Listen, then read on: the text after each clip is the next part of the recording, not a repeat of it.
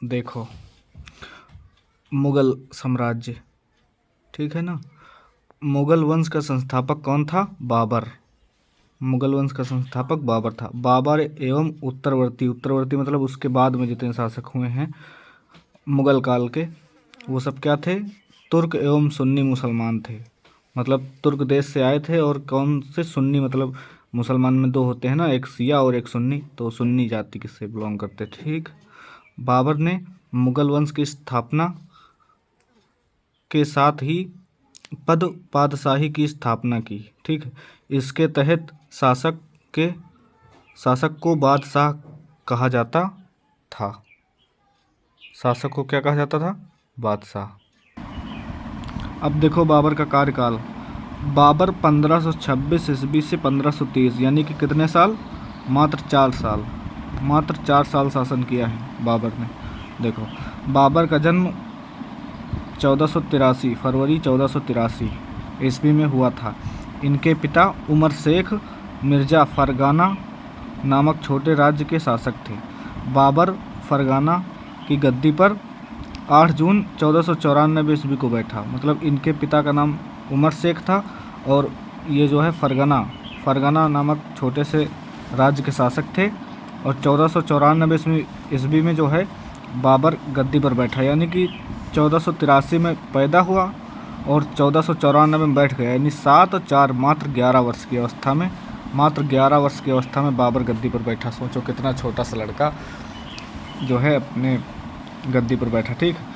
बाबर ने 1507 ईस्वी में बादशाह की उपाधि धारण की, जिसे अब तक किसी तैमूर शासक ने धारण नहीं की थी। मतलब बाबर ने 1507 ईस्वी में बादशाह की उपाधि, बाबर को बादशाह 1507 ईस्वी में बादशाह की उपाधि धारण की, ठीक है। बाबर के 4 पुत्र थे।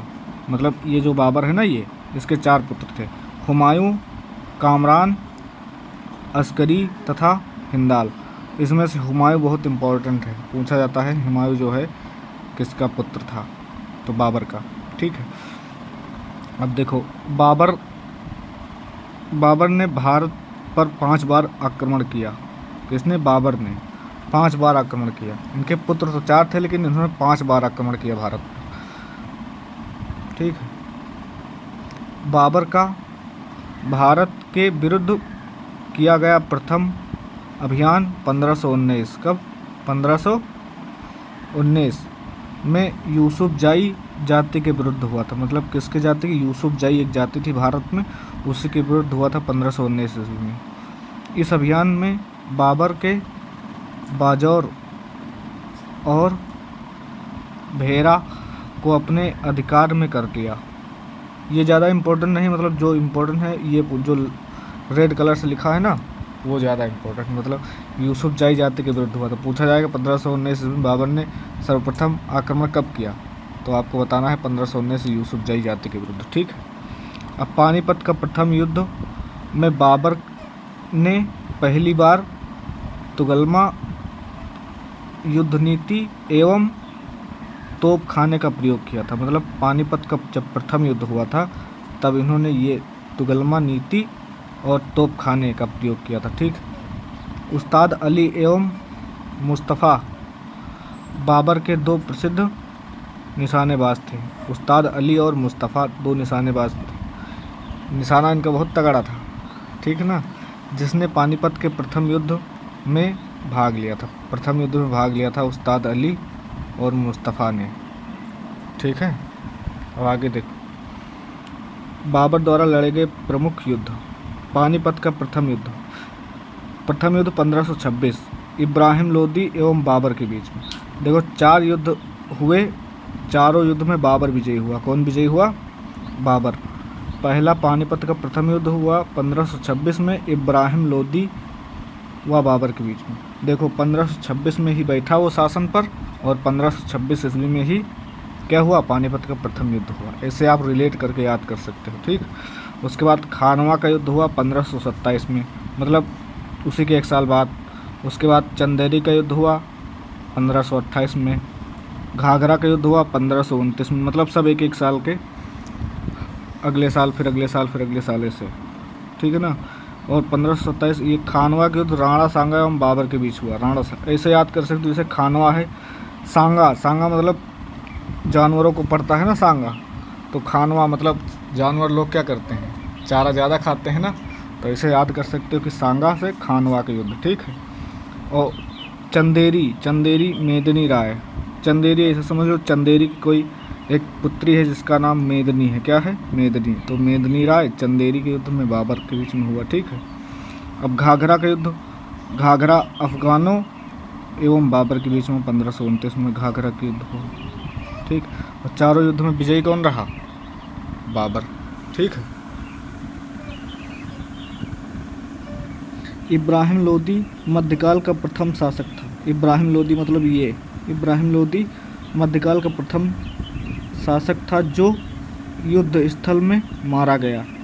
इसके साथ उसका मित्र ग्वालियर के राजा विक्रमजीत भी युद्ध स्थल में मारा गया, ठीक है। इब्राहिम लोदी जो है युद्ध में ही मारा गया, प्रथम शासक था जो युद्ध स्थल पर मारा गया, ठीक, मध्यकाल का। इब्राहिम लोदी मध्यकाल का प्रथम शासक था जो युद्ध में ही मारा गया। और इसका दोस्त सोचो, मित्र ग्वालियर के विक्रमजीत, विक्रमजीत भी इसका मतलब दोस्त था, वो भी बेचारा मारा गया।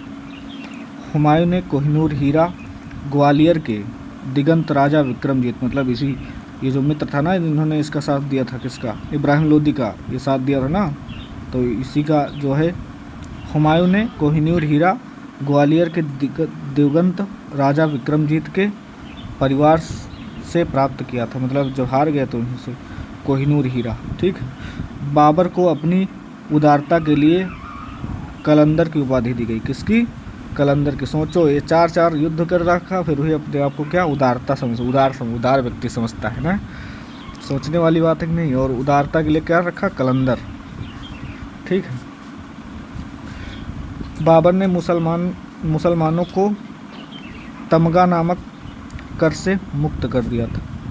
तमगा नामक कर कोई था मुसलमानों पे लगता था, वो उससे क्या किया, मुक्त कर दिया, ठीक है। खानवा युद्ध में बाबर ने राणा सांगा के खिलाफ जिहाद का नारा दिया, ठीक है। और युद्ध में विजयी होने के बाद गाजी की उपाधि धारण की, ठीक है। आगे देखो, 30 जनवरी 1528 ईस्वी को जहर देने के कारण राणा सांगा की मृत्यु हो गई। मतलब राणा सांगा जो है, खानवा का युद्ध हुआ था ना 1527 में, ये देखो खानवा का युद्ध 1527 में राणा सांगा और बाबर के बीच में हुआ था ना, तो ये युद्ध में मारा नहीं गया था, सिर्फ पराजित हुआ था। मारा तो ये कब गया, 1528 में, मतलब युद्ध के बाद 30 जनवरी को, ठीक है। जहर दे देने के कारण राणा सांगा की मृत्यु हो गई, ठीक। आगे देखो, बाबर ने बंगाल के शासक नुसरत शाह के साथ 6 मई 1529 एक दूसरे की संप्रभुता का सम्मान करने का वादा करते हुए एक संधि की, जिसके अनुसार नुसरत शाह ने अफगान विद्रोहियों शरण न देने का वचन दिया, ठीक। करीब 48 वर्ष की आयु में 26 दिसंबर 1530 ईस्वी को आगरा में बाबर की मृत्यु हो गई। 1530 में 48 वर्ष की अवस्था में 1530 में आगरा में मृत्यु हो गई, ठीक है। अब ये जो है बाबर तो मर गया, बाबर मर गया तो अब शासन कौन करेगा, इसके जो 4 पुत्र थे ना, अब इसमें से ये जो इम्पोर्टेंट है हुमायूं, ये आएगा, देखना भी आगे, ठीक। प्रारंभ में बाबर के शव की आगरा के आराम बाग में दफनाया गया, बाद में काबुल में उसके द्वारा चुने गए स्थान पर दफनाया गया। ये 2 बार पता नहीं कैसे दफनाया गया। देखो, प्रारंभ में बाबर के शव को आगरा के आराम बाग में दफनाया गया, उसके बाद जो है काबुल में फिर दफनाया गया, ठीक है। अब ये वाला बहुत इम्पोर्टेंट है, ये वाली देखो, बाबर की मातृभाषा क्या थी, तुर्की। बाबर की मातृभाषा तुर्की थी, लेकिन वह अरबी और फारसी का भी अच्छा ज्ञाता था। मतलब उसकी मातृभाषा तो तुर्की थी, लेकिन वह अरबी और फ़ारसी को भी जानता था। ठीक है। बाबर ने अपनी आत्मकथा बाबरनामा तुर्की में की रचना की, मतलब बाबरनामा जो है तुर्की भाषा में थी। ठीक है। जिसका अनुवाद बाद में फ़ारसी भाषा के अबुल रहीम खान खाना ने किया। ठीक। अपनी आत्मकथा में बाबर ने औपचारिक बागों की योजनाओं और उनके बनाने में अपनी रुचि का वर्णन किया। अरे ये इम्पोर्टेंट है, ये बस इतना देखना है ध्यान से। ठीक। बाबरनामा तुर्की भाषा में थी। ठीक है। और इसकी जो है फ़ारसी भाषा में अबुल रहीम खान खाना ने क्या किया था, इसका अनुवाद किया था। ठीक। आगे देखो, 4 बाग बनाने की परंपरा शुरुआत अकबर के समय में से हुई। ठीक। अकबर के समय से 4 बाग। आगे देखो, बाबर को मुंबईयान नामक पद्य शैली का भी जन्मदाता माना जाता है। मुंबईयान, ठीक, पद्य शैली के जन्मदाता। बाबर प्रसिद्ध नक्शबंदी सूफी ख्वाजा उबैदुल्लाह एहरार का अनुयायी था। बाबर का उत्तराधिकारी कौन था? हुमायूं। अब आगे हुमायूं आ जाएगा। ठीक।